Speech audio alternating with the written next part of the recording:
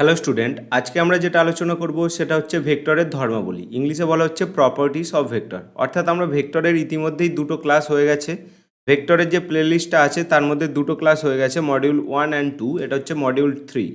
ভেক্টরের এই 3 নম্বর ক্লাসটা করার আগে তোমরা যদি আগের দুটো ক্লাস না করে থাকো তাহলে অবশ্যই দুটো ক্লাস করবে, তারপরে এই ক্লাসটা অ্যাটেন্ড করবে। আর আগের দুটো ক্লাসের লিঙ্ক আমি কমেন্ট সেকশানে দিয়ে রাখবো, বা ডেসক্রিপশানে দিয়ে রাখবো, বা আই বাটনে দিয়ে রাখবো, তোমরা দেখে নিও। তাহলে আজকে আমরা যেটা আলোচনা করছি প্রপার্টিস অফ ভেক্টর, অর্থাৎ ভেক্টর কি হয়, ভেক্টরকে কিভাবে প্রকাশ করা হয়, রিপ্রেজেন্ট করা হয় কীভাবে, এগুলো আমরা শিখে নিয়েছি।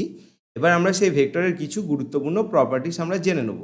দেখো, ভেক্টরের প্রপার্টিস অনেক কিছু হতে পারে, বাট আমরা ফিজিক্সে আমাদের যতটুকুনি প্রয়োজন আমরা ততটুকুনি ভেক্টরের প্রপার্টিস জানবো। তোমরা ম্যাথামেটিক্সে ক্লাস 12-এ পুরো ডিটেলসে ভেক্টর পড়বে, 1.5-2 মাস ধরে ভেক্টর পড়বে, তখন তো তোমরা আরও অনেক কিছু শিখে যাবে। বাট আমাদের ফিজিক্সে যতটা কাজে লাগবে ভেক্টরের প্রপার্টিস, আমরা অনলি ততটুকুনি শিখবো।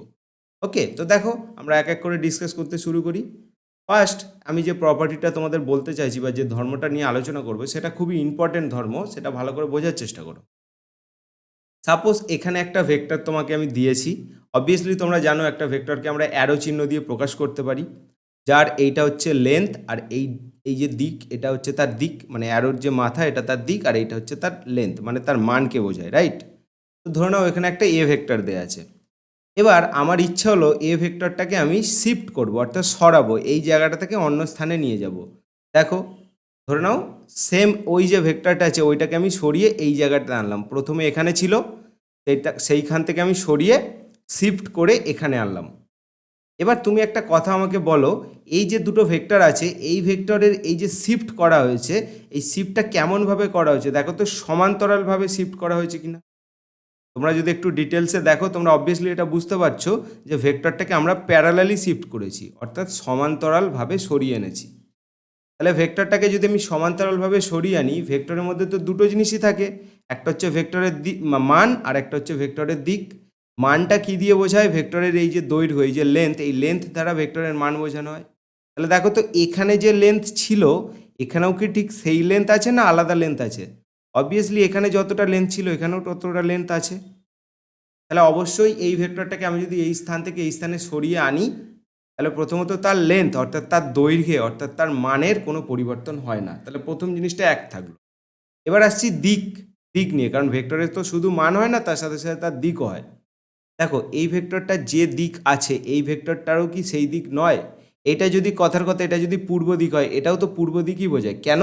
কারণ এটাকে প্যারালালি শিফট করেছি, কোনো রকম অ্যাঙ্গেলে আমি এটাকে ঘোরাইনি। সাপোজ দেখো তুমি এরকম বরাবর পূর্ব দিকে হেঁটে যাচ্ছ, এটা যদি আমি বোঝানোর জন্য আমি এখানে একটা জিনিস ড্র করবো যাতে ক্লিয়ার হয়। ধরে নাও এটা আমার এক্স, আমি এখানে একটা দিক বোঝানোর চেষ্টা করছি। এটা আমার পূর্ব দিক, ইংলিশে যে আমরা এটাকে কি বলি, ইস্ট। আর এইটা হচ্ছে আমার উত্তর দিক, ইংলিশে আমরা বলি এটাকে নর্থ। ক্লিয়ার? ধরে নাও তুমি এখানে দাঁড়িয়েছো এ পয়েন্টে, তুমি এখান থেকে এই দিক বরাবর পূর্বর দিকে হেঁটে যাচ্ছ, ইস্টের দিকে। আরেকজন কেউ বি পয়েন্টে দাঁড়িয়েছে, সেও পূর্ব বা ইস্টের দিকে হেঁটে যাচ্ছে। দুজনাই দেখো একে অপরের সাথে প্যারালালি অর্থাৎ সমান্তরালভাবে হেঁটে যাচ্ছে। তাহলে তুমি কি বলতে পারো যে এ যে এইখানে যে এ আছে, এও পূর্ব দিকে হেঁটে যাচ্ছে অবশ্যই, আর বিও পূর্ব দিকে হেঁটে যাচ্ছে অর্থাৎ ইস্টের দিকে যাচ্ছে। অর্থাৎ আমি যদি কোনো ভেক্টরকে প্যারালালি শিফট করি অর্থাৎ সমান্তরালভাবে সরিয়ে নিই, তাহলে তার দিকের কোনো পরিবর্তন হয় না। তাহলে এই কনসেপ্টটা তুমি যদি এখানে ইউজ করো, এই যে এ ভেক্টরটার যেদিকে দিক আছে অবভিয়াসলি এই ভেক্টরও দিক সেই দিকে, কারণ এটাকে প্যারালালি শিফট করেছি। বাট আমি যদি এই যে পিকচারটা ধরে নাও, আমি আরেকটা পয়েন্ট ধরছি, এটা হচ্ছে আমার সি পয়েন্ট, এই এর সাথে প্যারালালি না গিয়ে আমি একটা অ্যাঙ্গেল করে হাঁটতে শুরু করলাম, তাহলে দেখো তো এই যে প্যারালাল এই লাইনটা, এই লাইনটার সাথে একটা থিটা কোণ করে সে হাঁটছে। তাহলে অবশ্যই সেক্ষেত্রে তার দিক আর সেম থাকলো না। তাহলে এটুকুনি তোমরা ক্লিয়ার হয়েছে যে যদি আমরা কোনো ভেক্টরকে সমান্তরালভাবে সরিয়ে নিয়ে যাই তাহলে তার মানেরও কোনো পরিবর্তন হয় না, আর তার সাথে সাথে তার দিক এরও কোনো পরিবর্তন হয় না। তাহলে কি বললাম? সমান্তরালভাবে সরিয়ে নিয়ে গেলে অর্থাৎ প্যারালালি শিফট করলে ভেক্টরটার মধ্যে কোনো চেঞ্জ আসে না। তাহলে এখানে আমি আরও কয়েকটা প্যারালালি শিফট করে দেখাচ্ছি। দেখো এইখানে পজিশান, এইখানে পজিশান। তুমি যদি ভালো করে ফলো করো এই ভেক্টরটাকে এখানে রাখো, এখানে রাখো, এখানে রাখো, সব প্যারালালি অর্থাৎ তাদের মানও সেম এবং তাদের দিকও সেম। তাহলে এইটাই হচ্ছে ভেক্টরের প্রথম ধর্ম। সেখানে আমরা কি শিখতে পাচ্ছি যে কোনো ভেক্টরকে যদি আমরা প্যারালালি শিফট করি অর্থাৎ সমান্তরালভাবে সরিয়ে নিয়ে যাই এক স্থান থেকে অন্য স্থানে, সেই ভেক্টরটার মধ্যে কোনো রকম পরিবর্তন আসে না। ভেক্টরটা আগেও যা ছিল সরিয়ে নিয়ে যাওয়ার পরেও ঠিক একই থাকবে। তো এই জিনিসটাই আমি এখানে লিখে দিয়েছি, তোমরা দেখে নাও। যদি কোনো ভেক্টরকে সমান্তরালভাবে এক স্থান থেকে অন্য স্থানে সরানো হয় সেক্ষেত্রে ভেক্টরের কোনো রকম পরিবর্তন ঘটে না।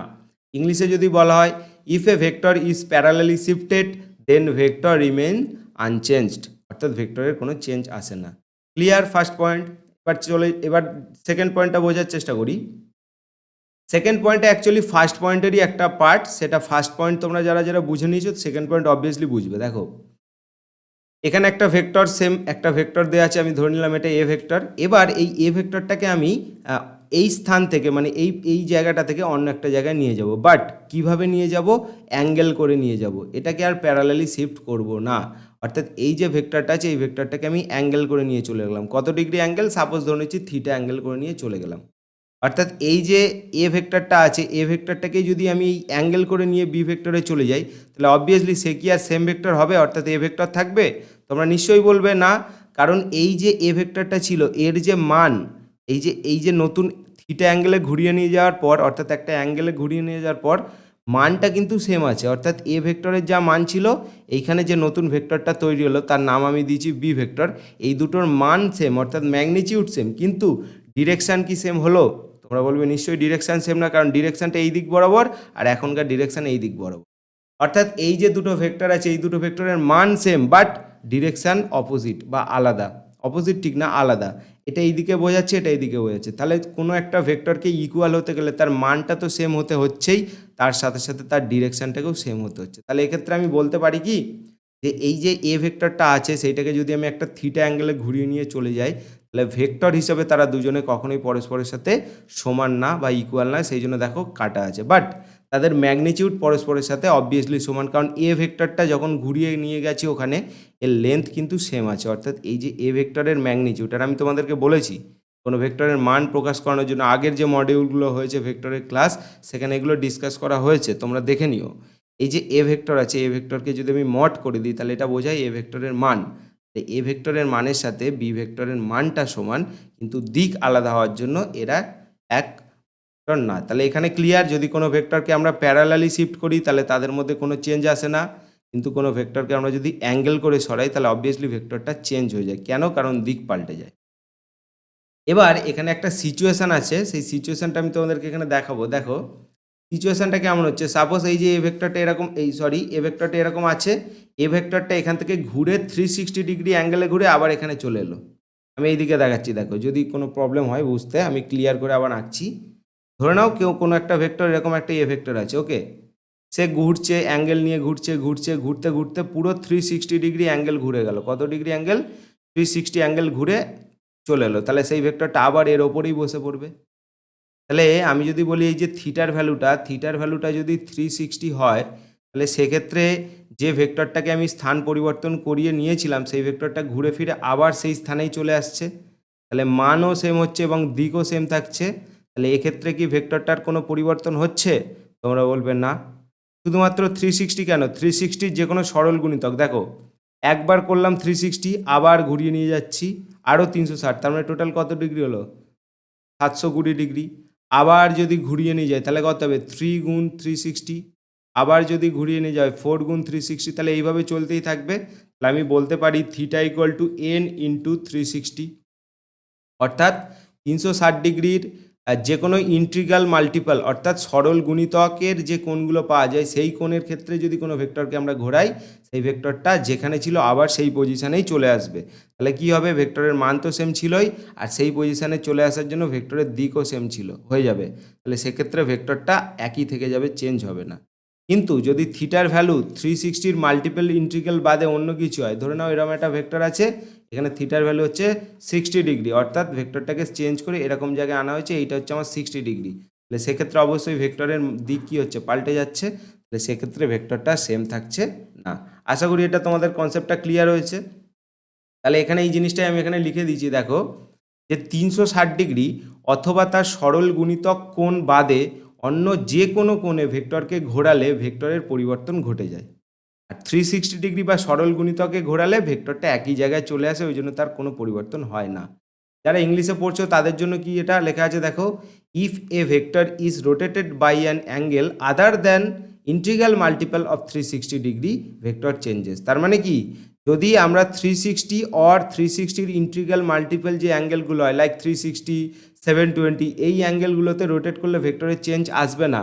আদার দ্যান এনি অ্যাঙ্গেল, বাদ বাকি তুমি যে কোনো অ্যাঙ্গেলে ঘোরাও সেখানে ভেক্টরে কী চলে আসবে, চেঞ্জ চলে আসবে। ক্লিয়ার? এবার আমরা নেক্সট প্রপার্টিসের দিকে যাব। নেক্সট প্রপার্টিস কি বলছে দেখো, নেক্সট প্রপার্টিস বলছি যে দুটি ভেক্টর রাশিকে সমান হতে গেলে, দেখো সাপোজ এদিকে তাকাও, আমি তোমাদেরকে বোঝাই। ধরো নাও এখানে তোমাকে একটা ভেক্টর রাশি দেওয়া হলো, এটা হচ্ছে এ ভেক্টর, এইটা হচ্ছে বি ভেক্টর। আচ্ছা, এবার কোশ্চেনে বলেছি যে দুটো ভেক্টর রাশি দেওয়া আছে, এই দুটো ভেক্টর রাশিকে সমান হতে গেলে কি কি মানে কন্ডিশন বা কি কি শর্ত আমাদেরকে মেনে চলতে হবে। For two vectors to be equal, অর্থাৎ দুটো ভেক্টরকে ইকুয়াল হতে গেলে, সমান হতে গেলে কি কি শর্ত লাগবে। তিনটে শর্ত এখানে দেওয়া হয়েছে, সেই শর্তগুলো এক এক করে আমি ডিসকাস করছি। দেখো, ফার্স্ট বলেছে রাশি দুটির মান সমান হতে হবে, ইংলিশে they must have same magnitude, অর্থাৎ এই যে এ ভেক্টর আছে আর বি ভেক্টর আছে, আবার বলছি এই যে দুটো সেম ভেক্টর আছে, এই ভেক্টরের ম্যাগনিটিউড কী হতে হবে, এ ভেক্টরের ম্যাগনিটিউডের সাথে বি ভেক্টরের ম্যাগনিটিউড সেম হতে হবে। তাহলে first point clear, they have same magnitude, অর্থাৎ রাশি দুটির সমান মান হতে হবে। দ্বিতীয়টা কি বলেছে, রাশি দুটির অভিমুখ একই দিকে হতে হবে, অর্থাৎ they must have same direction, অর্থাৎ দিকও একই দিকে হতে হবে। ভালো করে তাকাও, এই যে এ ভেক্টরটা আছে, এখানে যে এ ভেক্টরটা আছে আর বি ভেক্টরটা আছে, এরা একে অপরের সাথে প্যারালাল আছে এবং একই দিকে আছে। তাহলে অবভিয়াসলি এই দুটোর ডিরেকশানও কি আছে, ডিরেকশানও সেম। তাহলে অবশ্যই ডিরেকশান যদি সেম থাকে আর ম্যাগনিটিউড যদি সেম থাকে, তাহলে সেক্ষেত্রে ভেক্টর দুটো একই দিকে আছে। তাহলে সেক্ষেত্রে আমরা দ্বিতীয় পয়েন্টটাও সাকসেস হচ্ছে যে রাশি দুটির অভিমুখ একই দিকে হতে হবে, they must have same direction. Clear? আর মোস্ট ইম্পর্টেন্ট পয়েন্ট, এইটা অনেকের মাথায়, এটাই অনেকের মাথায় থাকে না এবং এটাই এখানে বোঝার থার্ড পয়েন্ট। থার্ড পয়েন্টে কী বলছে, বলছে রাশি দুটিকে সমজাতীয় ভৌত রাশি হতে হবে, রাশি দুটিকে সমজাতীয় ভৌত রাশি হতে হবে। ইংলিশে they must represent same physical quantity. তার মানে দেখো, তুমি যখন এইখানে এ ভেক্টরটার সাথে বি ভেক্টরের কম্পেয়ার করছো, সাপোজ আমি বলেছি এই যে ভেক্টরটা আছে এটা ত্বরণ একটা ভেক্টর রাশি, এটা হচ্ছে ত্বরণকে ইংলিশে আমরা বলি অ্যাসেলারেশন, অর্থাৎ ত্বরণ। অ্যাসেলারেশনকে আমরা এ দিয়ে ভেক্টর দিয়ে বোঝাই। তাহলে ধরে নাও এই যে এ ভেক্টরটা আছে এটা ত্বরণ বা অ্যাসেলারেশনকে বোঝাচ্ছে, আর এই যে বি ভেক্টরটা আছে এই ভেক্টরটা ধরে নাও কি বলতে পারি, ফোর্স বা বল, এই ভেক্টরকে বোঝাচ্ছে। তাহলে তুমি একটা কথা বলো তো, তুমি কখনোই অ্যাসেলারেশন ভেক্টরের সাথে ফোর্স ভেক্টরের তুমি সেম বলতে পারবে? মানে এরা ব্যাপারটা এরকম হয়ে যাচ্ছে, মানে আমি বলতে চাইছি যে এখানে আমার একটা অ্যাসেলারেশন অর্থাৎ ত্বরণ ভেক্টর আছে, আর এখানে একটা ফোর্স ভেক্টর আছে, বি ভেক্টর ফোর্স, এই দুটো সেম, এটা কখনোই হয় না। তাহলে বোঝা গেল প্রথম দুটো পয়েন্ট তো তোমাদের মাথায় স্বাভাবিক চলেই এসেছিলো যে দুটো ভেক্টরকে সমান বলতে হলে তাদের ম্যাগনিটিউড সেম হতে হবে, তাদের ডিরেকশান সেম হতে হবে। কিন্তু থার্ড পয়েন্টটা খুব একটা মাথায় আসবে না, সেটা তোমাদের মনে রাখতে হবে। থার্ড পয়েন্টটা আমি কী বোঝালাম, যে ভেক্টর দুটিকে সেম কোয়ান্টিটির হতে হবে, সেম ফিজিক্যাল কোয়ান্টিটি হতে হবে, অর্থাৎ একটা ফোর্সের সাথে আর একটা ফোর্সই ইকুয়াল হতে পারে, একটা অ্যাসেলারেশনের সাথে আরেকটা অ্যাসেলারেশনই ইকুয়াল হতে পারে, একটা ভেলোসিটির সাথে আরেকটা ভেলোসিটি ইকুয়াল হতে পারে, কখনোই কোনো ভেলোসিটির সাথে কোনো ফোর্সের ইকুয়াল হবে না। ক্লিয়ার? এবার আমরা পড়ব ফোর্থ যে প্রপার্টিটা, সেটা ধরে নাও এখানে তোমার কাছে দুটো ভেক্টর দেওয়া আছে, সেই দুটো ভেক্টরের মধ্যে যে অ্যাঙ্গেলটা হয় সেটা তোমাকে জানতে বলেছে। To find angle between vectors joint their tails, অর্থাৎ বলছে দুটি ভেক্টরের মধ্যবর্তী কোণ নির্ণয়ের জন্য সর্বদা ভেক্টর দুটির টেলস অর্থাৎ লেজ জুড়তে হবে। মনে পড়ে টেলস কাকে বলা হয়েছিল ভেক্টরের? আমি আবার একটু তোমাদেরকে রিমেম্বার করিয়ে দিই, আগের ক্লাসগুলোতে আমি এগুলো দেখিয়েছিলাম। এটা যদি একটা ভেক্টর হয়, এটা যদি একটা এ ভেক্টর হয়, এইটাকে বলেছিলাম আমরা টেল অর্থাৎ লেজ, আর এইটাকে বলেছিলাম আমরা হেড। এখানে কোয়েশ্চেনে কি বলছে বা এখানে প্রপার্টিসে কি বলছে, যে দুটো ভেক্টর, ধরে নাও তোমাকে দুটো ভেক্টর আমি দিয়েছি, এই দুটো ভেক্টরের মধ্যে কতটা কোণ আছে, অর্থাৎ তাদের মধ্যে কতটা অ্যাঙ্গেল আছে, সেই অ্যাঙ্গেলটা যদি আমাকে জানতে হয় তাহলে ফার্স্ট কাজ আমাকে কি করতে হবে, সেই দুটো ভেক্টরের টেলস দুটোকে জুড়ে দিতে হবে, অর্থাৎ to find angle between vectors join their tails. এখানে আমি একটা এক্সাম্পল ছবি এঁকে দেখিয়েছি, দেখো এইখানে দেখো একটা ভেক্টর আছে, দিস ইজ এ ভেক্টর আর দিস ইজ বি ভেক্টর, দুটো ভেক্টর। ভালো করে যদি লক্ষ্য করো, এ ভেক্টরের টেল আর বি ভেক্টরের টেল দুটোই একই জায়গায় মার্চ করে আছে, আর এইটা হচ্ছে এ ভেক্টরের হেড আর এটা হচ্ছে বি ভেক্টরের হেড। তাহলে এক্ষেত্রে এ ভেক্টরের টেল আর বি ভেক্টরের টেল একই জায়গায় মার্চ করেছে এবং কোশ্চেনে সেটাই বলেছে যে যদি তুমি দুটো ভেক্টরের মধ্যে অ্যাঙ্গেল জানতে চাও তাহলে তাদেরকে কি করতে হবে, একটা পয়েন্টে মার্চ করতে হবে, তাদের টেল দুটোকে মেশাতে হবে। তাহলে এখানে সেটা স্যাটিসফাই করেছে এবং এখানে যে অ্যাঙ্গেলটা হয়েছে সেইটাকে আমি নাম দিয়েছি থিটা। তাহলে কি এবার আমি বলতে পারি থিটাটাই হচ্ছে angle between vector A and vector B? Obviously বলা যাবে, কারণ কোশ্চেনে এটাই আমাকে বলেছে, বা প্রুফ এই যে ভেক্টরের প্রপার্টি সেটা তো আমাকে বলেইছে যে দুটো ভেক্টরের যদি টেল মেশাতে পারি তাহলে তাদের মধ্যে যে অ্যাঙ্গেলটা হবে সেটাই হবে আমার ভেক্টরের মধ্যবর্তী অ্যাঙ্গেল। এবার এখানে একটা জিনিস তোমাদের আমি বুঝিয়ে দিই, দেখো এখানে দুটো অ্যাঙ্গেল তৈরি হচ্ছে, এটা একটা ছোট অ্যাঙ্গেল তৈরি হচ্ছে আর এরকম একটা বড় অ্যাঙ্গেল তৈরি হচ্ছে। তোমরা অলওয়েজ যখনই দুটো ভেক্টরকে এরকমভাবে টেল মেশাবে দুটো অ্যাঙ্গেল সবসময় তৈরি হবে, একটা বড় অ্যাঙ্গেল তৈরি হবে আর একটা ছোট অ্যাঙ্গেল তৈরি হবে, তোমরা সবসময় ছোট অ্যাঙ্গেলটাকে নেবে, এটাই রুলস। ক্লিয়ার? তাহলে যখনই কোনো ভেক্টরকে ভেক্টরের মধ্যবর্তী কোণ জানতে হবে, ফার্স্ট অফ অল কী কাজ করতে হবে, ভেক্টর দুটোর টেল মেশাতে হবে এক জায়গায় এবং যে ছোট কোণটা উৎপন্ন হবে সেটাকে নিতে হবে। ওকে, নেক্সট দেখো আমি আরও একটা এক্সাম্পল দিই। এইখানে দেখো একটা এক্সাম্পল দিচ্ছি, এখানে কি করেছি, দুটো ভেক্টর আছে, দিস ইজ এ ভেক্টর আর this is A vector, this is B vector. এদের মধ্যে অ্যাঙ্গেল কত? তোমরা একটু ভাবো, নিশ্চয়ই তোমরা উত্তর পেয়েছো। অনেকে হয়তো ভেবেছো যে এই তো দেওয়াই আছে এ আর বি এর মধ্যবর্তী কোণ কত, এ অ্যান্ড বি এর মধ্যে যে অ্যাঙ্গেলটা আছে সেটা হচ্ছে 60। তোমরা কিন্তু একটা জিনিস মিস করছো, আমি কি বললাম, দুটো ভেক্টরের মধ্যবর্তী কোণ জানতে গেলে তাদের টেলগুলোকে অর্থাৎ তাদের লেজগুলোকে এক জায়গায় মেশাতে হবে। এখানে কি সেটা স্যাটিসফাই করেছে? নিশ্চয়ই এবার বুঝতে পেরেছো করেনি, কারণ দেখো এটা হচ্ছে এ ভেক্টর, এ ভেক্টরের হেড যেখানে শেষ হয়েছে বি ভেক্টরের টেল সেখানে শেষ হয়েছে, তাহলে এটা তো সিচুয়েশান না। অ্যাঙ্গেল জানতে গেলে দুটো ভেক্টরের টেল এক জায়গায় মেশাতে হয়। তাহলে এবার আমার কি করণীয়, এই যে দেখছো এ ভেক্টরটা আছে, এ ভেক্টরটাকে আমি যদি প্যারালালি শিফট করে দিই তাহলে কি ভেক্টরের কোনো চেঞ্জ আসে? ভেক্টরের ফার্স্ট প্রপার্টিটা তোমরা কি বললে, যদি কোনো ভেক্টরকে সমান্তরালভাবে সরানো হয়, প্যারালালি শিফট করা হয়, তাহলে সেই ভেক্টরে কোনো চেঞ্জ আসে না।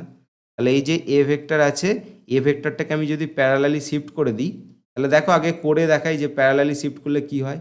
দেখো এই যে এ ভেক্টরটা ছিল, সেই সেম এ ভেক্টরটাকেই আমি সামনের দিকে প্যারালালি শিফট করে দিচ্ছি। একই লাইন মানে সেটাকে তো প্যারালাল বলা চলে নাকি? যদি সেম লাইন হয় সেটাকে প্যারালাল অবশ্যই, কারণ 0 ডিগ্রি এদের মধ্যে অ্যাঙ্গেল। তাহলে এই যে ভেক্টরটা আছে, ভেক্টরটাকে ফার্স্ট আমি কি করলাম, প্যারালালি শিফট করে দিলাম। তাহলে এবার দেখো সিচুয়েশনটা আমার স্যাটিসফাই করছে, এটা এ ভেক্টর, এ ভেক্টরের এটা টেল, এটা বি ভেক্টর, এটা বি ভেক্টরের টেল। তাহলে দুটো ভেক্টরের টেল একটা পয়েন্টে মিশেছে। তাহলে এবার এদের মাঝখানে যে অ্যাঙ্গেলটা তৈরি হচ্ছে সেই অ্যাঙ্গেলটাই অবশ্যই আমার উত্তর। তাহলে এই অ্যাঙ্গেলটা কত হবে, দেখো এটা পুরো স্ট্রেট লাইন, এটা যদি 60 হয় তাহলে 180 মাইনাস 60 এটা কত, 120, তার মানে হচ্ছে 120 ডিগ্রি। তাহলে ক্লিয়ার? তাহলে এখানে তোমরা যারা যারা তাড়াহুড়ো করে উত্তর দিয়েছো যে এ আর বি ভেক্টরের মধ্যে কোন 60 ডিগ্রি, তারা কিন্তু ভুল। তোমাদের একটু সাবধানতার সাথে দেখতে হবে। তাহলে এখানে এ আর বি এর মধ্যে অ্যাঙ্গেল কত, 120 ডিগ্রি। এবার কারো কারো মনে হতে পারে যে কেন আমি এটাকেই শিফট করলাম, আমি তো চাইলে বিটাকেও শিফট করতে পারতাম। অবশ্যই এই যে এখানে যে বি ভেক্টরটা আছে, এই যে বি ভেক্টরটা, এই বি ভেক্টরটাকে যদি আমি এই দিকে প্যারালালি শিফট করে এখানে ড্র করে দিতাম, এখানে দেখো আবার দেখো এই যে বি ভেক্টরটাকে আমি যদি এখানে প্যারালালি শিফট করে মানে সমান্তরালভাবে সরিয়ে যদি এখানে ড্র করে দিতাম, তাও তো একই কেস হতো, তাও তো বি ভেক্টরের লেজের সাথে টেলের সাথে এ ভেক্টরের টেল ম্যাচ করতো। তুমি সেটাও করতে পারো, দেখো এটা সেম। দেখো এই যে বি ভেক্টরটাকে আমি প্যারালালি শিফট করে এখানে ড্র করে দিয়েছি, দেখো পুরো ক্লিয়ার, এটা বি ভেক্টর, একই লেন্থ এবং একই দিক। তাহলে বি ভেক্টরটাকে আমি যদি প্যারালালি শিফট করে দিই আর এই দিকে এ ভেক্টরের সাথে বি ভেক্টরের এই দিকে যে অ্যাঙ্গেলটা এটা কত, 60 ডিগ্রি, তাহলে অবশ্যই এইটা কত হবে, 180 মাইনাস 60, সেখানে কত হবে, 120। এবং এটা ঠিক উত্তর কেন, কারণ এই যে বি ভেক্টরের টেল আর এ ভেক্টরের টেল একই জায়গায় ইনসাইড করেছে। ক্লিয়ার? তাহলে এটার অ্যান্সার হচ্ছে 120। এই ক্ষেত্রে আশা করি তোমরা বুঝতে পেরেছো, দুটো ভেক্টরের মধ্যে কোণ জানতে চাইলে তুমি যে কোনো প্রসেসেই ওই দুটো ভেক্টরেরকে একটা টেলে কনসাইড করবে, মানে দুটো ভেক্টরেরই টেলকে একটা পয়েন্টে মেলাবে, তাহলেই তুমি সেখানে যে ছোট কোণটা পাবে, ছোট কোণটাকে তুমি বলবে কি, ওই কোণ। এবার দেখো এখানে বড় কোণটা এত বড় হচ্ছে, এই বড় কোণটা আমি নেবো না, ছোট কোণটা 120। এটা আমি এখানে, তাহলে আশা করি তোমরা এটা বুঝে গেছো যে কিভাবে ভেক্টরের মধ্যে অ্যাঙ্গেল বের করতে হয়। ওকে, তাহলে এইটা হচ্ছে ভেক্টরের 4টে প্রপার্টিস ছিল, তোমরা একটু দেখে নিও।